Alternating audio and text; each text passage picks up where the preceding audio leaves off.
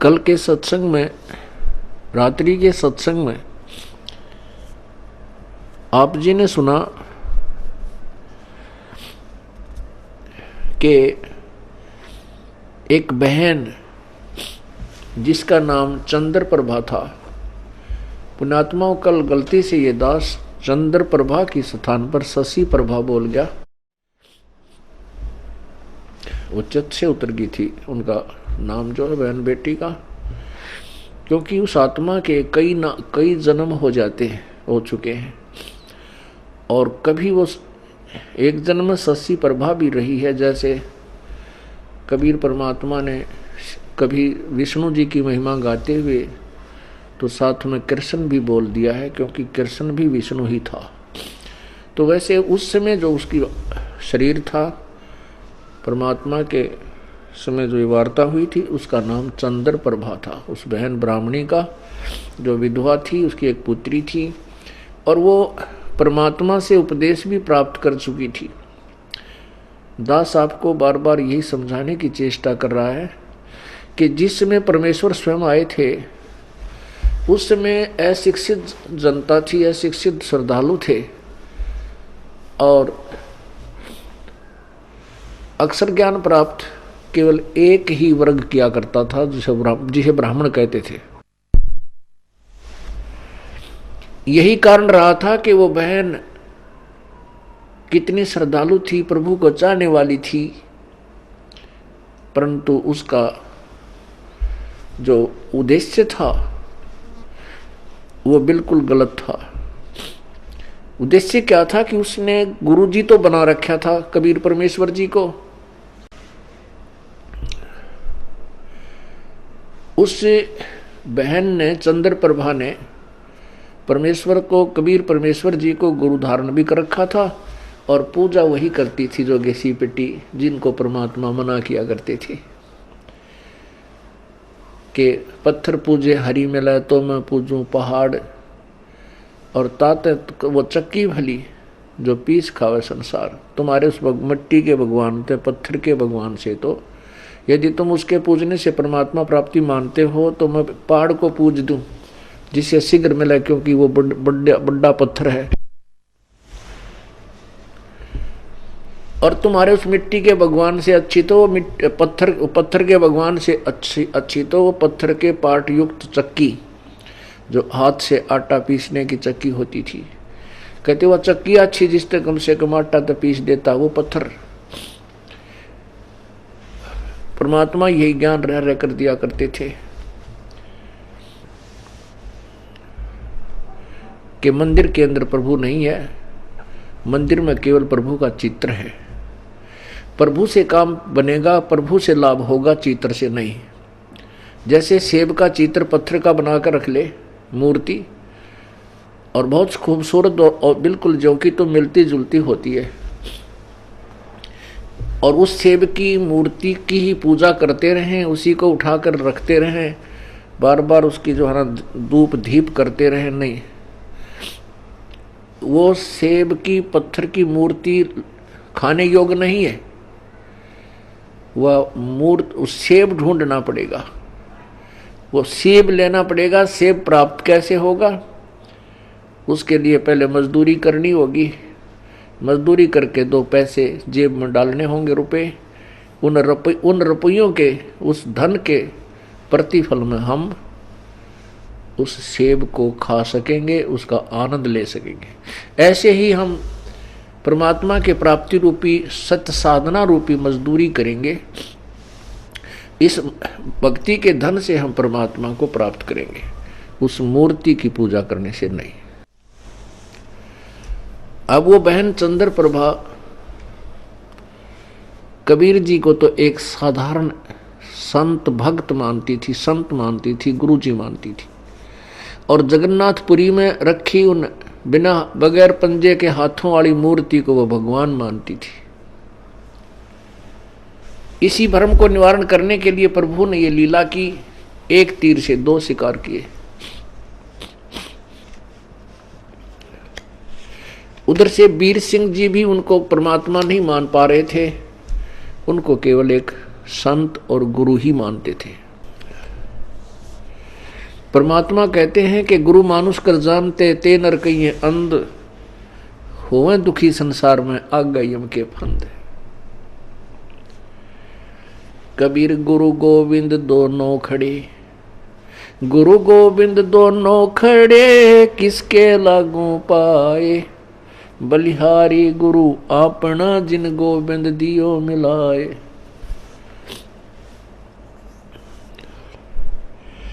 कबीर हरि के रूठता, गुरु की शरण में जावे, कहें कबीर गुरु रूठ गए तो हरि ना होत सहाय। पुण्यात्मा, हमने गुरु जी को परमात्मा मानना पड़ेगा। उस समय तो परमात्मा स्वयं आए थे, लेकिन वो भूमिका गुरु की ही कर रहे थे, एक संत की कर रहे थे। और उस समय परमात्मा स्वयं आए हुए थे तो भी ज्ञानहीन व्यक्ति, श्रद्धालु, अनुयायी, तो भी उनको एक सिंपल मैन मानते थे, एक भक्त गुरु संत ही मानते थे। क्योंकि ऐसे शिक्षित व्यक्ति जो होते हैं वो ज्ञान के तह तक नहीं पहुंच पाते। कितनी बार समझा लिया प्रभु ने, लेकिन एक वो अक्षर ज्ञान युक्त अज्ञानी संस्कृत भाषा बोल कर और उस भोली आत्माओं को गुमराह कर देता था कि तुम्हारा गुरु तो अशिक्षित है, उसको अक्षर ज्ञान है ही नहीं, वो वेदों और गीता के बारे में जानता ही नहीं, वो तो कोरी बकवाद घड़ता है, झूठ बोलता है। तो हम वो अनुयायी जो प्रभु के थे वो विचलित हो जाते थे और वो मान लेते थे उस अज्ञानी अक्षर ज्ञान युक्त प्राणी की इन बातों को कि सचमुच हमारे गुरु जी तो अशिक्षित हैं, इसलिए ये वेदों और गीता को तो नहीं जान सकते। और वेदों और गीता जी के बारे में तो ब्राह्मण लोग ही सही बताते हैं, पुराणों के विषय में यही सही जानते हैं, क्योंकि सभी पुराण, सभी पवित्र सदग्रंथ, पवित्र गीता जी, पवित्र चारों वेद, पवित्र पुराण सभी संस्कृत लैंग्वेज के अंदर लिपिबद्ध है। इस बात का वो नाजायज फायदा उठाएगी। परमात्मा ने इसलिए ये समय सेलेक्ट किया, ये टाइम सेलेक्ट किया कि पिछली पीढ़ी के अंदर शिक्षित होगा सारा समाज, उस समय ये मेरे को पहचान पाएंगे मेरे बच्चे, और इन काल के दूतों को ये धिक्कार देंगे, ठुकरा देंगे, छोड़ देंगे, त्याग देंगे। गुरु मानुष कर जानते ते नर कहिए अंध, ओए दुखी संसार में आग यम के फंद। पुण्यात्मा, अज्ञान की इतनी गहरी छाप हमारे ऊपर हो चुकी है कि हम परमात्मा की परिभाषा से अपरिचित हैं। हम परमात्मा को निराकार मानते हैं। ये अज्ञानी संत, ऋषि, महर्षि और गुरुजन परमात्मा को निराकार बताते रहे, जबकि हमारे सब सदग्रंथ और जिन महापुरुषों ने परमात्मा के दर्शन हुए, उन्होंने अपनी अमृतवाणी में परमात्मा को साकार बताया है और मनुष्य सदृश बताया है, मनुष्य जैसा। लेकिन उनके शरीर के मटेरियल में और हमारे शरीर के मटेरियल में बहुत अंतर है। परमेश्वर का शरीर तेज पुंज का है, उनके शरीर की शोभा बहुत ही अधिक है। करोड़ सूर्य और करोड़ चंद्रमा की मिली जुली रोशनी भी उनके एक रोमकूप की रोशनी से फीकी है। वो साकार हैं और मनुष्य सदृश हैं। परमात्मा के उस स्वरूप को चरम दृष्टि से नहीं देखा जा सकता, उसको केवल दिव्य दृष्टि से देखा जा सकता है। और परमात्मा जब यहाँ आते हैं, अपने उस अत्यधिक तेजों में शरीर के ऊपर एक हल्का ओवरकोट डालकर अपने शरीर के उस वास्तविक तेज को कुछ छुपा करके यहाँ प्रकट होते हैं। सहशरीर आते हैं और सहशरीर चली जाते हैं। उसमें वे एक संत, भक्त, हंस और एक जनसाधारण की भूमिका करते हैं। परमात्मा पाने के लिए गुरु जी, गुरु बनाना अति आवश्यक है। राम कृष्ण से कौन बड़ो, उन्हों भी गुरु कीन, तीन लोक के वे धनी, गुरु अग अधीन। राम कृष्ण बढ़ते पुर राजा, तीन गुरु बंद कीन निज काजा। कहते हैं राम कृष्ण से तो तुम किसी को बड़ा नहीं मानते। उन श्री रामचंद्र जी ने और श्री कृष्णचंद्र जी ने भी गुरु बनाए और वो तीन लोक के मालिक भी गुरु जी के समक्ष नतमस्तक रहे, एक गुरु मर्यादा में रहे। श्री रामचंद्र जी ने वशिष्ठ जी को गुरु बनाया और श्री कृष्णचंद्र जी ने दुर्वासा जी को आध्यात्मिक गुरु बनाया। श्री कृष्ण जी के संदीपनी जो थे वो अक्षर ज्ञान के गुरु थे, उन्होंने उनको अक्षर ज्ञान सिखाया था। गुरु मानुष कर जानते, अब ये तो सिद्ध हुआ कि गुरु का होना अति आवश्यक है। आध्यात्मिक अपने इस ज्ञान, आध्यात्मिक मार्ग को, आध्यात्मिक क्रियाओं को सफल करने के लिए, परमात्मा प्राप्ति के लिए गुरु जी का होना अति आवश्यक है। अब गुरु जी के प्रति हमारा कैसा व्यवहार बर्ताव हो। गुरु गोविंद कर जानियो, रहिए शब्द समाये, मिले तो दंडवत बंदगी, नहीं पल पल ध्यान लगावे। कहते हैं परमात्मा स्वयं संकेत कर रहे हैं कि गुरु गोविंद कर जानियो, गुरु जी को भगवान मानकर चलना और उनकी आज्ञा का पालन करना, उनके द्वारा दिए गए मंत्र का खूब डट के साधना करना, भजन करना श्रद्धा से। और जब भी आपको मिले दंडोत प्रणाम कीजिए।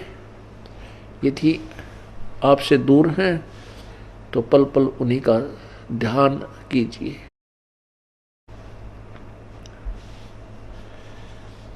परमात्मा को पाने के लिए हमने वो प्रत्येक प्रयत्न करना पड़ेगा जो प्रभु पाने में सहयोगी है।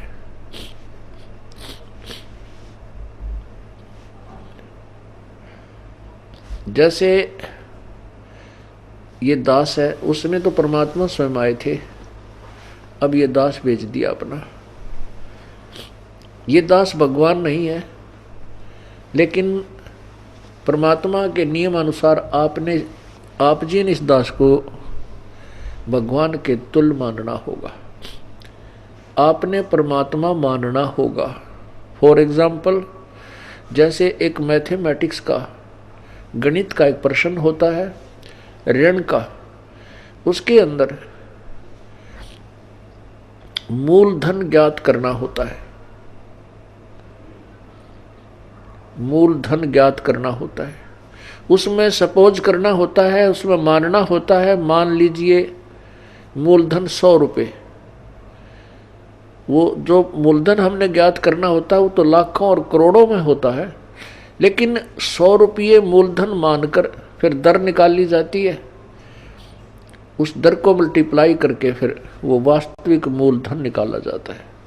जब तक 100 रुपये मूलधन नहीं मानेंगे तब तक वो वास्तविक मूलधन आपको प्राप्त नहीं हो सकता, आपका प्रश्न हल नहीं हो सकता और आपको 0 नंबर मिलेंगे। इसी प्रकार ये भक्ति, आध्यात्मिक परमात्मा प्राप्ति रूपी जो प्रश्न है, ये इक्वेशन है, ये क्वेश्चन है, इसको हल करने के लिए, इसको सोल्व करने के लिए आपने इस दास को भगवान मानना पड़ेगा। तब आपकी आध्यात्मिक क्रियाएं सफल होंगी। जैसे आप यहां से जाओगे, आपने परमात्मा देखा नहीं है, आपने इस दास को देखा है, वो परमेश्वर इस दास का रूप धारण करके आपके समक्ष वहां खड़ा होगा। अब जैसा जिसका व्यवहार इस दास के प्रति यहां है वो वैसा ही करेगा। जैसा आपका इस दास के प्रति आपके मन में दोष या श्रद्धा है वो ज्यों की त्यों वहां होगी। जब आपकी वहां एक बार फिर जो है पछोड़ लाओगा परमात्मा, आपके पास भक्ति धन भी है, आपके अंदर गुरु जी के प्रति वह श्रद्धा नहीं है जितनी भगवान के प्रति होनी चाहिए, तो भी आप वहां से रिजेक्टेड हो जाओगे तिरकुटी के ऊपर। पुण्यात्माओं, ये आपको रिहर्सल कराई जा रही है आपसे, और आपने इस रिहर्सल में इस दास को प्रभु मानकर व्यवहार करना है, परमात्मा जानकर हर तरह की क्रिया करनी है। बोलते समय, चालते समय, अंदर में कोई विशेष गुरु जी के विषय में विवेचन करते समय आपने ये जानना पड़ेगा कि जैसे हम भगवान के बारे में सोच रहे हैं, आपने ये विचार करना चाहिए कि हम गुरु जी के बारे में क्या सोच रहे हैं। नहीं, हम भगवान के बारे में सोच रहे हैं। यदि इस दास में कोई दोष देख रहे हो तो आप परमात्मा में दोष देख रहे हो, या तो फिर त्याग जाइए, यहां से चले जाइए। आपको ऐसे गुरु की आवश्यकता नहीं जिसमें आप दोष निकाल रहे हो। हम इसी प्रकार परमात्मा को प्राप्त कर सकते हैं। गुरु मानुष कर जानते ते नर कहिए अंधे, ओवे दुखी संसार में आग काल के फंद। गुरु जी के प्रति आपकी कैसी श्रद्धा हो।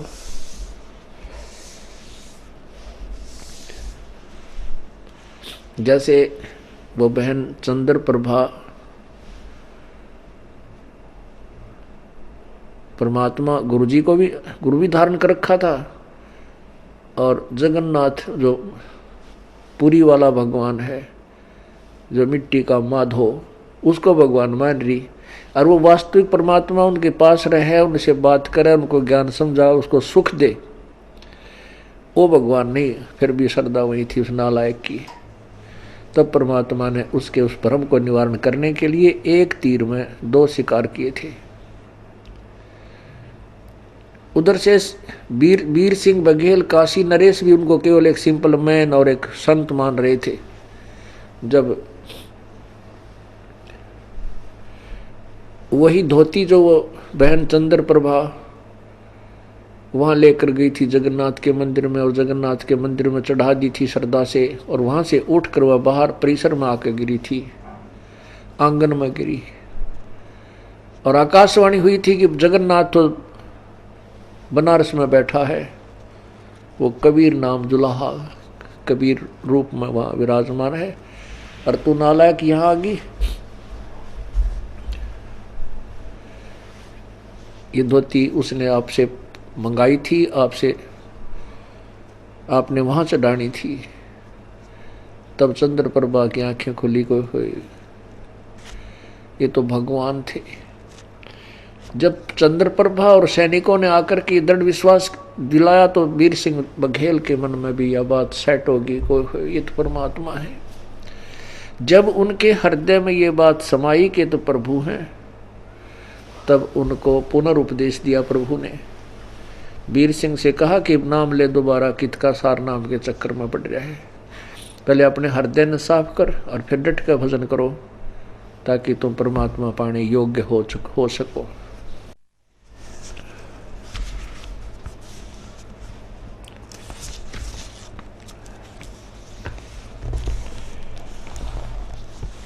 गुरु जी के प्रति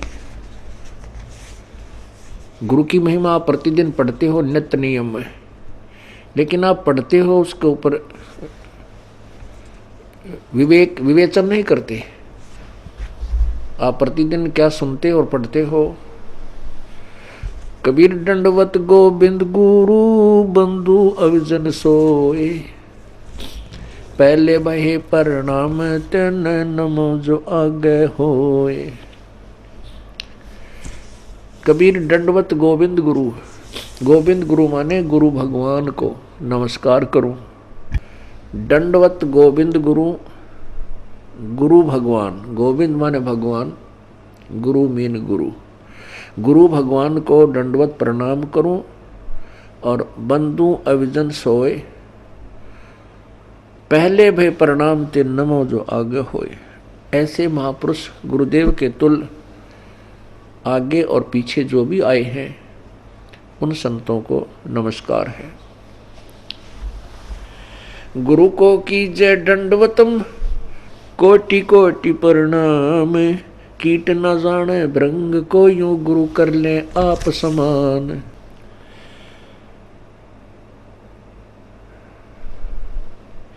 गुरु गोविंद कर जानियो, रहियो शब्द समाए, मिले तो दंडवत बंदगी, नहीं पल पल ध्यान लगावे। अपने गुरुदेव के प्रति परमात्मा तुल श्रद्धा बनाओगे तभी आप परमात्मा के चरणों में परमात्मा को प्राप्त कर सकोगे।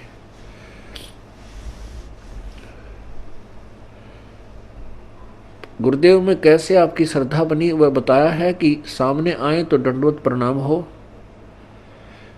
और नहीं तो फिर उन्हीं का ध्यान, उन्हीं के द्वारा दिए गए मंत्र पर विवेचन, उसका सिमरण, और रह रह कर आपके हृदय ये आत्मा ये पुकार करेगी, तड़फेगी को हो ऐसा निर्मल ज्ञान है भगवान कहाँ थे, अगर गुरु जी ना मिलते तो हमारी क्या दुर्गति होती। इस तरह की विवेचन जो करना है ये भी गुरुदेव का ध्यान है।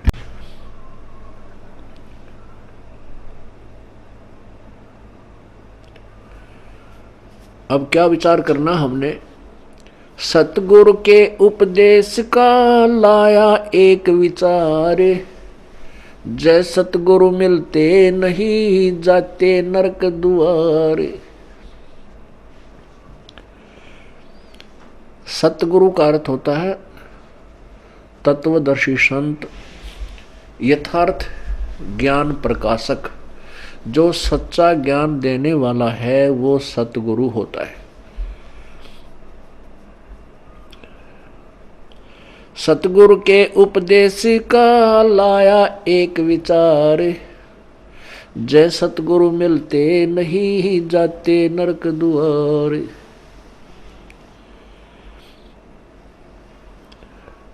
यम द्वार में दूत सब करते खेचातान, उन तक कभू ना छूटेता फिर फिरता चारों खानी।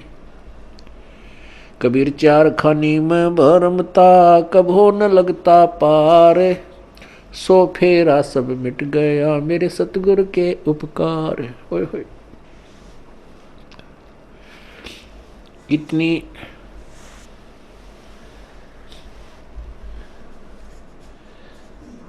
हृदय विदारक वाणी परमेश्वर ने बोली है कि सतगुरु माने पूरे संत से और प्रॉपर वे ऑफ वर्शिप, यथार्थ परमात्मा की भक्ति हमें प्राप्त हुई तो हमारा कितना दुख निवारण हुआ। यदि सतगुरु ना मिलते और नकली गुरुओं के साथ हम लगे रहते, लोक वेद के आधार पर भक्ति करते रहते, तो क्या होता कि हम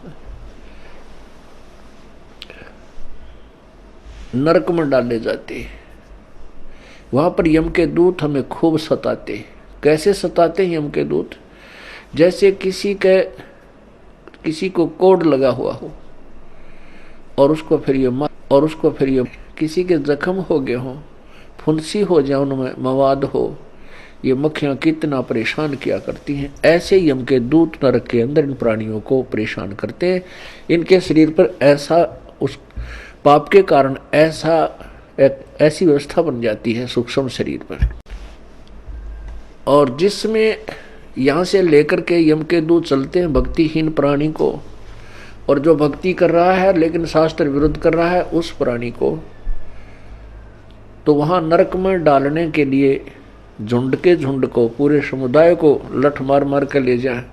जैसे किसी पशु को फाटक में रोकते हैं और वो उसमें जाने से आनाकानी करता है, वापस भागता है, तो उस पशु को लठ मार मार कर और फाटक में बंद कर देते। ऐसे ही यम के दूत लंबे लंबे भाले लेकर हाथों में गदा लेकर के इनको कूटते हुए और उस नरक के अंदर ठोक देते हैं। ये वापस भागते हैं क्योंकि आगे इतना बुरा हाल, इतना गंदा स्थान, और जो पहले के प्राणी वहां डाल रखे हैं वो बुरी तरह चिल्ला रहे होते हैं। अब उनको देख करके ये वापस भागने की चेष्टा करते हैं और पीछे तो फिर वो यम के दूत कुटे। वहां उनकी जो रिहर्सल होती है वह खेचा ताण है। उस खेचा ताण की बिरान माटी, वो दुख, और फिर नरक के अंदर कष्ट। उसके बाद क्या होता कि 84 लाख योनियों में कभी कुत्ते बनते, कभी गधे बनते, सुअर बनते, गंदी नाली के कीड़े बनते। वो सब सारा का सारा कष्ट परमेश्वर के इस सत्य नाम से, पूरे संत के ज्ञान से और उनके द्वारा बताई गई भक्ति विधि से सब आप बाईपास निकल गए। न नरक में जाना पड़ेगा, न काल की तपतशिला पर आपको जाना पड़ेगा, और न ही 84 लाख योनियों में आपको जाना पड़ेगा। पुण्यात्माओं, आप तो बालक हो, क्योंकि भक्ति मार्ग का ज्ञान कभी हमने सुना नहीं। केवल जैसा भी परंपरागत हमारे जिस भी धर्म में हम जन्मे हैं उन्हीं लोक वेद को हम अंतिम भक्ति का ज्ञान, आध्यात्मिक ज्ञान मानकर उसी पर आश्रित थे। वो तो कैखा भी नहीं थी भक्ति का, आध्यात्मिक ज्ञान का वो कैखा भी नहीं प्राप्त था हमारे को। अब ये विस्तार से एक पूर्ण इतिहास आपके समक्ष प्रभु दत्त पेश किया जा रहा है। अब जिससे सतगुरु के उपदेश यानी ज्ञान और मंत्र भक्ति से इतना ढेर सारा कष्ट हमारा टल गया हो, तो उस गुरु जी के बारे में क्या बताते हैं। कबीर चार खानी में भरमता, कभो न लगता पार, सो फेरा सब मिट गया सतगुरु के उपकार। 7 समुद्र की मसी करूं, लेखनी करूं बन राय, धरती का कागज करूं, गुरु गुण लिखा न जाए। क्या बताते हैं परमात्मा, अपनी महिमा आप ही सुनाते हैं कि ऐसे परम संत कि क्या महिमा करो। यदि मैं पूरी पृथ्वी का कागज बनाऊं और 7 समुद्रों की इंक बना लूं, एक पेड़ में एक वृक्ष की कितनी कलम बन जाएंगी, बिना गिनती की। और फिर कहते पूरे समुद्र के सारे समुद्रों की इंक बना के और धरती के जितना लंबा कागज लेकर जो लिखने लगूं, तो ऐसे सतगुरु की महिमा, उनके गुण का मैं गुणगान नहीं कर सकता, नहीं लिख सकता। वो थोड़ा पड़ जावे, 7 समुद्र भी खत्म हो जाए, वो कलम भी घिसने और कागज भी छोटा पड़ जावे, तो अभी पर उस ऐसे संत की महिमा शेष रह जावे। कबीर बलिहारी गुरु आपना, घड़ी घड़ी 100 बार, मानुष से देवता किया करत न लागी बार।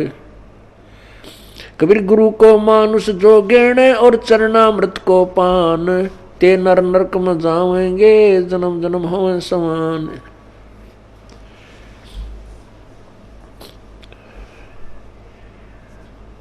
कहते हैं अपने सतगुरु के ऊपर मैं बलिहारी हूं, घड़ी घड़ी 100 बार उनके द्वारा दिए गए ये अनमोल ज्ञान रह रहकर उमंग के साथ याद किया जाता है, और ऐसे संत के प्रति एक विशेष श्रद्धा बनती चली जाती है। बलिहारी गुरु आपना, घड़ी घड़ी 100 बार, मानुष से देवता किया करत न लाई वार।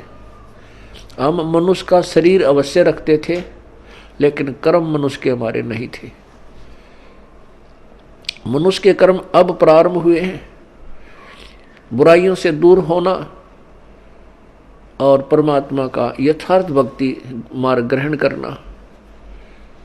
किसी को लूटना नहीं, चोरी नहीं करना, मिलावट नहीं करना, रिश्वत नहीं लेना, किसी की आत्मा नहीं दुखाना, क्योंकि आत्मा हम वैसे नहीं दुखाने से बंद हो सकते।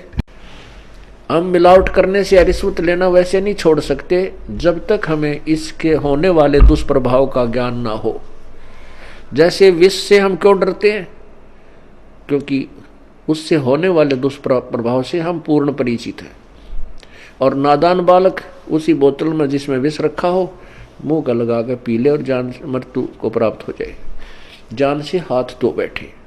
ऐसे ही जो बुराइयां करते हैं वो अपना जीवन बर्बाद कर रहे हैं। जिसमें हम तत्व ज्ञान के कारण ये पूर्ण ज्ञान हो जाएगा कि जो हम कर्म करते थे वो विष खा रहे थे, तो हम अब पुनः विष नहीं खा सकते। इसलिए परमात्मा अपनी महिमा भी बताते हैं कि गुरु मानुष से देवता किया और करत न लागी बार।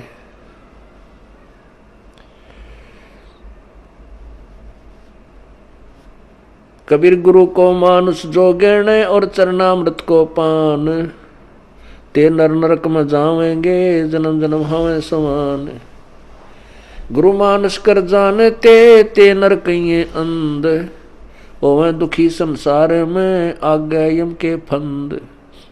कबीरा ते नर अंध है गुरु को कहते और, हरि के रूठे ठोर है गुरु रूठे नहीं ठोर। कबीरा हरि के रूठते गुरु की शरण में जाए, कह कबीर गुरु रूठ गए तो हर ना होत सहाय। कबीर गुरु से ज्ञान जो लीजिए शीश दीजिए दान, भौतुक भोंदू बह गए ये राख जीव अभिमान। अब क्या बताते हैं परमात्मा?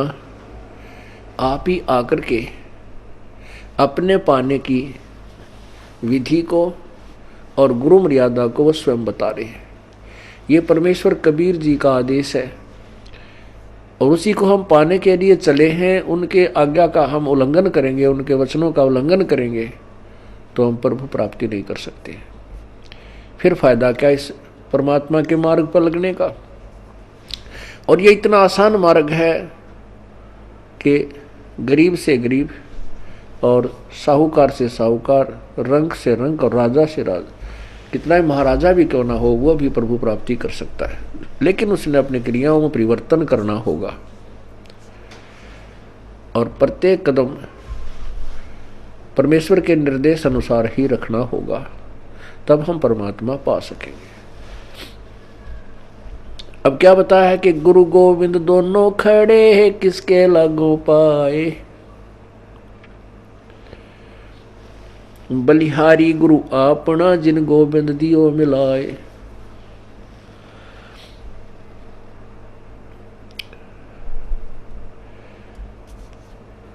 कबीर गुरु के रूठ त्या हरि की, कबीर हरि के रूठ त्या गुरु की शरण में जावे, कहे कबीर गुरु रूठ गए तो हर ना होत सहाय।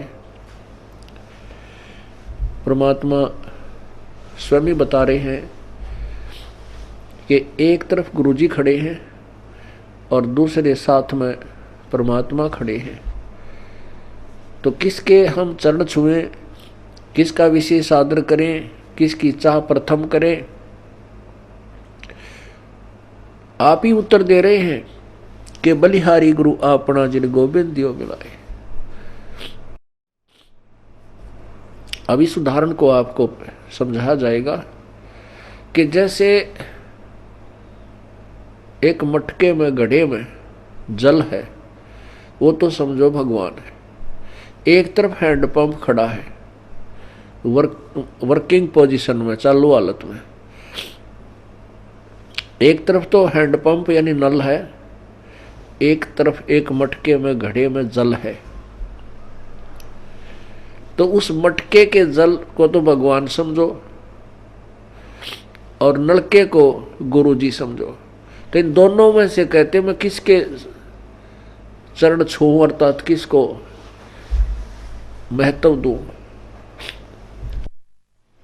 आप ही उत्तर देते हैं कि बलिहारी गुरु आपना जिन गोविंद दियो मिलाए। मटके में 10 किलो 20 किलो पानी है, जल है, और उसने कोई वो गिर जाता है, टूट जाता है, खत्म हुआ, या पीने से भी वो समाप्त हो जाता है। यदि हैंडपंप ठीक है, वो खराब नहीं है, तो इसे ऐसे 1000 मटके भर देगा। कहने का भाव ये है कि यदि आपका राम कब रूठ गया, कबीर हरि जय रूठ जा, कबीर गुरु जय रूठ गया तो हर नहीं होत सहाय। और यदि कबीर हरि जय रूठ जा, गुरु की शरण में जावे, जिसमें आप जी के ऊपर, किसी व्यक्ति के ऊपर आपत्तियों का दौर शुरू हो जाता है, वो स्वयं कहने लग जाता है, भी मेरा राम रूठ गया, मेरा परमात्मा रूठ गया, मेरे थे हमारा भाग फूट गया, हमारा राम रूठ गया, तो उसके पुण्य समाप्त हो गए, पाप कर्मों से वो प्रभावित हो रहा है। जैसे आप कहीं खेत में या मजदूरी कहीं कर रहे हो, आपने एक मटका पानी का लेकर गए, वो काम करते करते पीते रहे, वो समाप्त हो गया, आपका जल खत्म हो गया, आपका राम रूठ गया। यदि जल और नहीं लाओगे तो प्यासे मर जाओगे। तो कहाँ जाते हैं? हैंडपंप या कुएं में। उस कुएं से या हैंडपंप से वो जल, वो मटका फिर भर लाते हैं, तो वो फिर से काम शुरू हो गया। पुण्यात्मा जो दुखी प्राणी हैं, उनका राम रूठ गया, उनका राम रूठा हुआ है, उनका भगवान रूठा हुआ है, क्योंकि उनके पुण्य समाप्त हो गए। वो जल थोड़ा बहुत था, वो पी प्या लिया तुमने, खत्म कर दिया। अब कहाँ जाएंगे उस जल को लेने के लिए? हैंडपंप पर। हैंडपंप से आप फिर मटका भर लाइए, मटका भर लाए, फिर जो अभाव, जल के अभाव से जो कष्ट था वो समाप्त हो गया, आपके प्राण बचे। ऐसे ही गुरुजी हैंडपंप है और जल भगवान है। अब यदि आपने हैंडपंप पे तोड़ दिया, उसको मिस हैंडल करके, उसके साथ बदव्यवहार करके, उसका ऐसे ऐसे झटके पटके नू नू कर कर वो तोड़ दिया, उसकी कोई वासर खराब होगी या किसी प्रकार भी, तो जल आना बंद हो गया।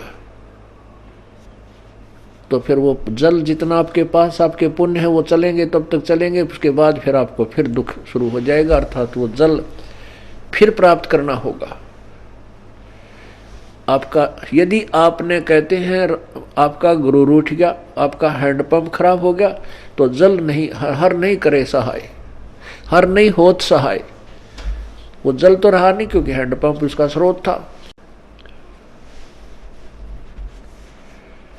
कबीर हरि के रूठते गुरु की शरण में जाए, कहें कबीर गुरु रूठेगे तो हर ना होत सहाय। परमात्मा आगे क्या बता रहे हैं? गुरु से ज्ञान जो लीजिए, शीश दीजिए दान। गुरु जी से आप उपदेश, नाम मंत्र ले रहे हो, तो अपना शीश समर्पण कर दीजिए। शीश सौंप देने का तात्पर्य है कि गुरु जी के प्रत्येक आज्ञा का पालन कीजिए। भौतक भोंदू बह गए भाई, राख जीव अभिमान। होय होय, भौतक भोंदू बह गए अपने मन में अभिमान बना के गुरु जी के समक्ष, तो वो जीव पार नहीं हो सकते।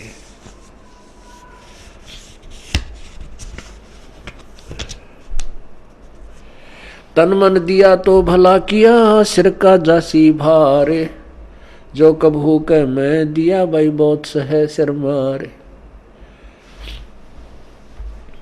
अब जैसे कोई पुण्यात्मा है, कोई सेवा कर रहे हैं, कोई दान कर रहे हैं, और कोई भक्ति कर रहे हैं, सुमन करते हैं, देखा भाई अर्थ में माला रखता हाथ में, भाई वाह भाई वाह कमाल है।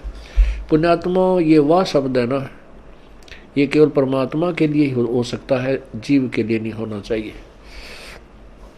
जैसे वाहेगुरु, वाहेगुरु का शब्द नानक साहब जी ने परमात्मा के लिए बोला था। वाह का पात्र केवल एक ही है।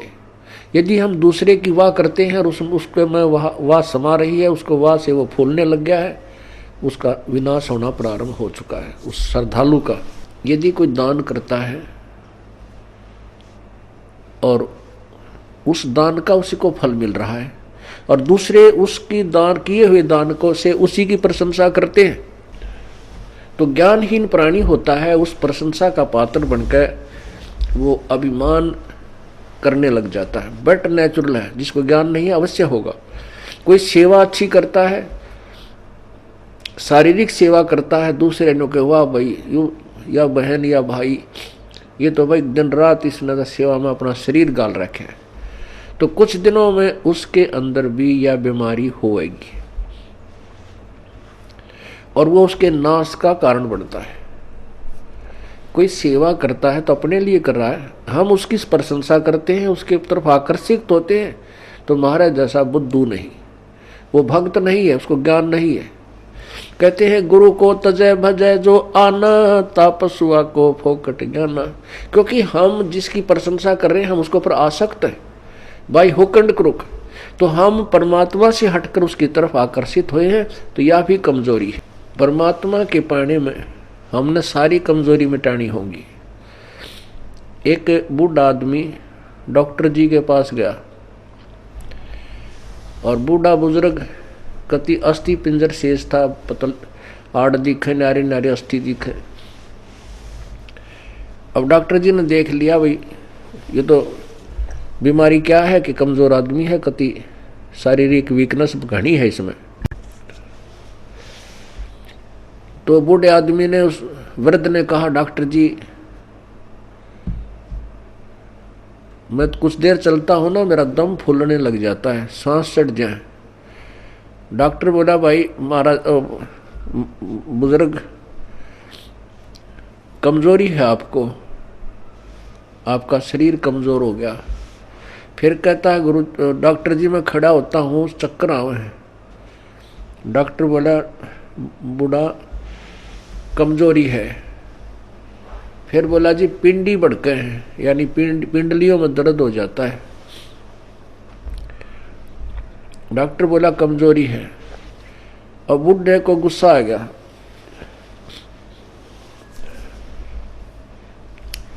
और बूढ़ा बोला तू डॉक्टर है गम चक्कर, एक के बाद जाना है कमजोरी है कमजोरी है, कि मैं और भी जाना है और भी बताओगा। खूब क्रोधित हो गया। वो डॉक्टर बोला बूढ़े यह भी कमजोरी है, क्योंकि कमजोर आदमी ने गुस्सा गणाया करे। तो पुण्यात्माओं ये हमारे अंदर जो कमजोरियां हैं ये हमने सारी हटानी पड़ेंगी, तब हम परमात्मा पा सकते हैं। ना तो ठीक है जिस आप कर रहे हो ऐसा फल मिल जाएगा, और आने वाले जन्मों में आप राजा बन सकते हो, देव बन सकते हो, महादेव बन सकते हो, ब्रह्मा विष्णु महेश बन सकते हो, क्योंकि आपके अंदर इतनी कमाई बन जाएगी। और उसके बाद फिर आप गधे बन सकते हो और कुत्ते बन सकते हो। तो हमने या जन्म मरण का दीर्घ रोगी कटवाना पड़ेगा। अब समय आ गया है, उसकी औषधि का जो है खोज होगी है। जैसे पहले टीबी की कोई इलाज नहीं था, इसलिए इसको अक्षय रोग कहते थे। अक्षय माने नाश करने वाला, खत्म कर दे। अब टीबी कोई विशेष रोग नहीं रहा अगर समय पर उपचार करा लिया जाए तो इसी प्रकार अब इस जन्म मृत्यु रूपी अक्षय रोग की अब औषधि प्राप्त होगी हमें। थी तो पहले ही, लेकिन इसकी खोज करने वाला नहीं था। अब परमात्मा ने मेरे बख्शिश दास के ऊपर अपनी वो अनमोल जड़ी सरजीवन बूटी दे दी, इस सार नाम रूपी, और वो उससे ये जन्म मरण रूपी दीर्घ रोग आपका कटेगा। तो उस औषधि उपचार में आपने जो परहेज रखने हैं वो आपके नियम हैं, इनका भी पालन आपको आजीवन करना होगा, तभी आप इस रोग से मुक्त हो पाओगे। अब जैसे हम एक दूसरे पर आसक्त होते हैं, जो बड़ा अच्छा पाठ पढ़ता है, इसकी बड़ी अच्छी प्यारी बोली है, अरे पाठ भगवान की वाणी है, परमात्मा ने वाणी लिखी है, और वही वाणी आपको पढ़ के सुना दे, और या कोई गा के सुना दे, मीठी आवाज में सुना दे, बाकी आवाज में सुना दे, उस पर अमल हो। अब जैसे कोई शराब पिए पड़ा था और दूसरा व्यक्ति जाके कहने लगा कि भाई तुम्हारा चोरी होगी। वो शराबी कहता है चोरी होगी? अच्छा चोरी होगी, फिर बता क्या हो गया? चोरी हो गया। अब वो कोई कहे, उस शराबी नो कहे तेरी आवाज़ अच्छी नहीं, कोई गाने वाला आवे उसको बुलाओ, और वो नौका क्योंकि वो शराबी होगा, फिर दूसरा शराबी कहता है आपका चोरी हो गई। वो चोर भी नौका, और जिसका चोरी हो रही वो नौका चोरी हो गई। अरे नालायक को। फिर वो नौका कहता हाँ ये बहुत बढ़िया बोल रहा है, इसकी आवाज़ बहुत प्यारी है, चोरी हो गई। और उसने नौका जाकर सिंपल वे में, भाई तुम्हारा घर में चोरी होगी और बहुत नुकसान हो गया है। यदि वो होश में है, शराब नहीं पी रखी, तुरंत कर्जा पकड़ेगा, अक भाई कितना नुकसान हो गया, तुरंत घर को चल पड़ेगा। यदि उसने भांग पी रखी है तो फिर नो कहेगा भाई इसकी आवाज़ बहुत अच्छी लगी, जो गा के सुना रहा चोरी हो गई। आप भी क्यों भांग के नशे में, अरे साहब वो मूर्ख जो उसने गा के सुना रहा चोरी हो गई। तो पुण्यात्मा आपको बार बार कहा रहा परमात्मा की वाणी है। क्या बताते हैं भगवान बार बार, इसने गा के कह दे चाहे वैसे कह दे, जो जिनकी भांग का नशा उतर गया वो तुरंत सचेत हो जाएंगे और उस मार्ग पर चल पड़ेंगे। क्या मन तू बस रे चल रे सुख के सागर, जहां शब्द सिंधु रत्नागर। अब चैत इसने नू गा के सुना दे, अर्थे सिंपल वे में कह दे, मन तू चल रे सुख के सागर, जहां शब्द सिंधु रत्नागर। कोट जन्म तेरे भरमत हो गए, कुछ ना हाथ लग्या रे, कुकर सुकर खरबा बोरे कौआ हंस बगारे। कोटि जन्म तू राजा की ना मिटी न मन की आशा, और भिक्षुकों का धर धर घूमया, ये मिला ना निर्गुण रासा। इंद्र कुबेर ईश की पदवी ब्रह्मा वर्ण धर्मराया, विष्णुनाथ के लोक को जाके फिर भी उल्टा आया।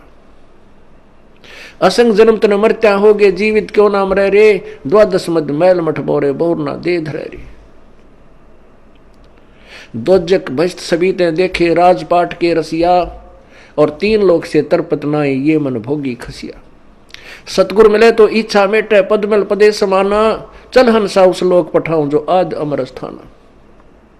चार मुक्ति जहां चंपी करती माया होरी दासी, दास गरीब अभय पद पर से मिले राम अविनाशी। अब इस वाणी ने चाहे तो कोई गा के सुना दो, और चाहे भाई इसने वैसे सिंपल वे में कह दे, जब तक हम इस अनमोल वचन को जो प्रभु दत्त है, परमात्मा का दिया हुआ है, इसको हृदय में धार कर इसके अनुसार नहीं करेंगे, तो ना तो इसके गान तो फायदा, ना इसके वैसे कहने सुनने तो फायदा। इससे लाभ होगा जब हम इसके परमात्मा की वाणी पर अमल करेंगे और तुरंत उसका अनुसरण करके अपना मोक्ष प्राप्त करने का तरीका ढूंढेंगे। तो जैसे हम किसी और पर किसी भी पॉइंट से आसक्त होते हैं तो हम कमजोरी में हैं और हम पार नहीं हो सकते हैं। क्या बताते हैं, गुरु से अधिक ना कोई ठहराई, मोक्ष पंथ नहीं गुरु बिन पाई। राम कृष्ण बढ़ती उपुर राजा, तिन गुरु बंद कीन निज काजा। गेहि भक्ति सतगुरु की करही, आदि नाम निज हृदय धरही। गुरु चरणन में ध्यान लगावे, अंत कपट गुरु से ना लावे। गुरु सेवा में फल सर्वस आवे, गुरु विमुख नर पार न पावे। गुरु सेवा में फल सर्वस आवे, गुरु विमुख नर पार न पावे। गुरु वचन निश्चय कर माने, पूरे गुरु की सेवा ठाने। गुरु जी का आदेश अवश्य माने और गुरु भी पूरा हो, पूरे गुरु की पूजा करे, पूरे गुरु के आधार से साधना करे। गुरु की शरणा लीजय भाई, तात जीव नरक नहीं जाई। गुरु कृपा कटे यम फांसी, विलम न हो मिले अविनाशी। गुरु बिन काहू न पाया ज्ञान, जो थोथा बोछड़े मूड किसाना। तीर्थ व्रत और सब पूजा, गुरु बिन दाता और न दूजा। नौ नाथ 84 सिद्धा, गुरु के चरण सेवै गोविंदा। गुरु बिन प्रेत जन्म सब पावे, वर्ष सहस्र गर्भ सुरहावे। गुरु बिन दान पुण्य जो करही, मिथ्या होवे कबू ना फल ही। गुरु बिन भरम न छूटे भाई, ही कोट उपाय करो चतुराई। गुरु के मिले कटे दुख पापा, जन्म जन्म के मिटे संतापा। गुरु के चरण सदा चित दीजय, जीवन जन्म सफल कर लीजय।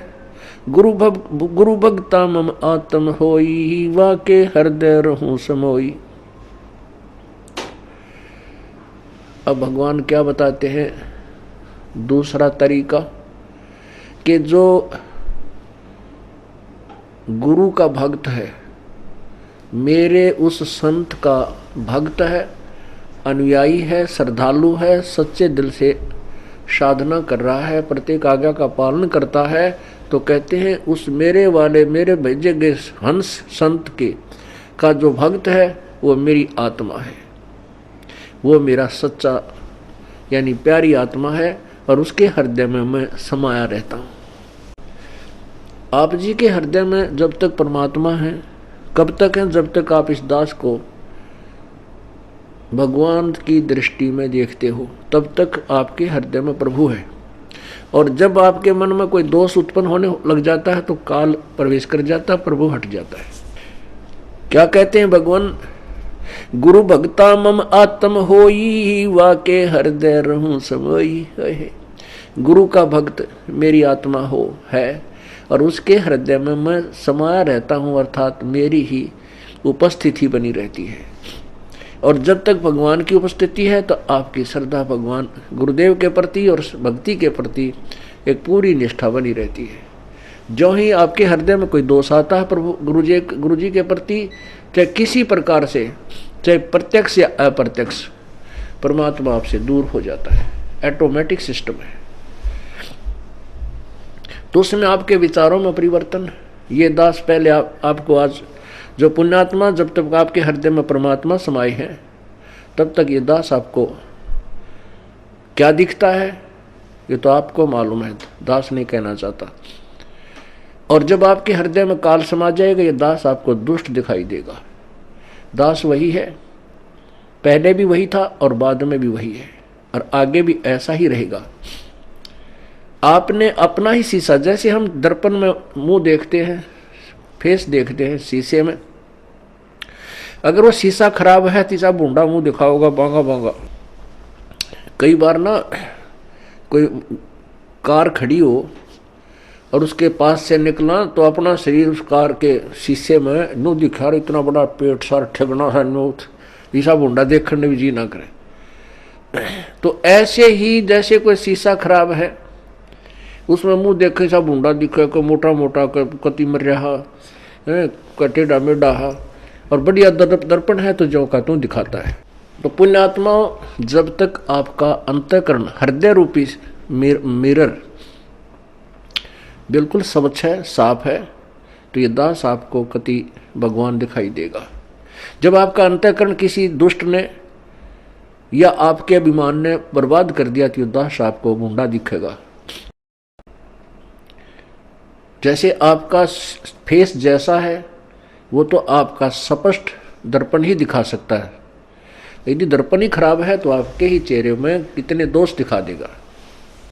अब जैसे ये क्रोथा कांड हुआ, इसके पीछे बहुत ही भयंकर षड्यंत्र था। उन लोगों की पोल खुल गई जो धर्म की आड़ में दुनिया को भ्रमित किए बैठे थे, उनके ज्ञान की पोल खोल दी और वो कति चौड़ चपट हो गए। अब उनको भय हो गया कि तुम्हारे अनुयायी तुमसे भागेंगे और तुम्हारे पास कोई जवाब नहीं, दुनिया तुम्हें थूकेगी। तो उन्होंने ऐसे झूठ झाट बोल कर राजा और प्रजा को भ्रमित करके इस दास के प्रति न जाने के तूफान झूठ बोलती है। तो उन अज्ञानियों के द्वारा फेंके गए गंध से जिनका अंतःकरण रूपी दर्पण खराब हो गया, उनको ये दास बुरा लगने लगा, अनुयायियों को। और जिनके उनके द्वारा फेंके गए गंध का जिसके अंतःकरण रूपी दर्पण पर कोई असर नहीं हुआ, ये दास उनको जो का तो वही दिखाई दे रहा था। तो यहां परमात्मा हमें यही बताना चाहते हैं, गुरु भक्ता मम आत्म होई, वाके हृदय रहूं समोई। कि गुरु का जो भक्त है वो मेरी आत्मा है और उसके हृदय में मैं रहूंगा। और यदि किसी भी कारण से आपके हृदय में दोष आ जाता है तो प्रभु वहाँ से हट जाते हैं, और काल भगवान तो तैयार है, वो तो फिर तुरंत आकर के कुर्सी संभाल लेता।